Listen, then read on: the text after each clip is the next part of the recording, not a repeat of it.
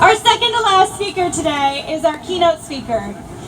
Did you know somebody tried to kill her before she came?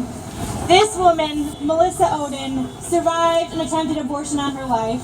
She lived to tell about it. Now she's here with us today. She's testified before Congress, and now she's going to give her testimony to you today. Please welcome Melissa.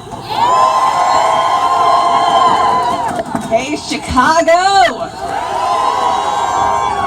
I am so glad to be here for many reasons, as you can guess, right? I'm grateful for the opportunity to be here because it means that I survived. And leading up to today's march, I was reading some interesting coverage of today's march. And I don't know if you read what I did, but I read a little blurb where someone who was pro-abortion said a long list of what things made life livable. They went so far as to say abortion makes life more livable. I'm here as living testament to say no, abortion doesn't make life more livable. It was August of 1977 when my biological mother, as a college student, was forced against her will to have a saline infusion abortion. That saline infusion abortion, as many of you may remember, was a type of procedure that was very routine back in the 1970s. And it involved injecting a toxic salt solution into the amniotic fluid surrounding the preborn baby in the womb. The intent of that toxic salt solution was to scald the child to death from the outside in. My biological mother had that forced upon her. And of course, I had it forced upon me. And for 5 days, I fought for my life in the womb.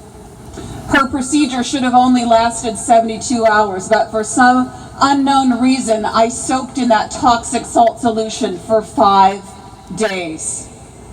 No mercy was shown to me during those 5 days. There was no mistake done that allowed me to live.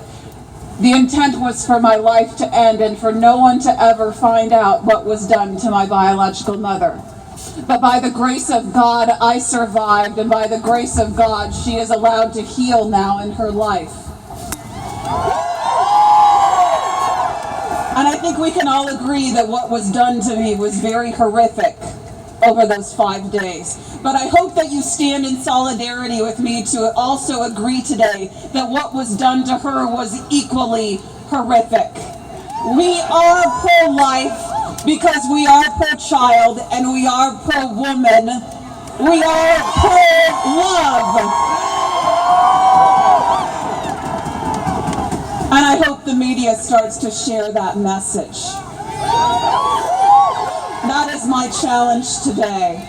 And I have a long life story that many of you can read online or catch me sometimes testifying before Congress. But the long story short of it is that I am grateful to be alive. I am grateful for the call that God has put on my life to be a part of this pro-life ministry. And I stand here with you today and every single day marching for those who will never have the opportunity to march, lending a voice to those who will never have a voice.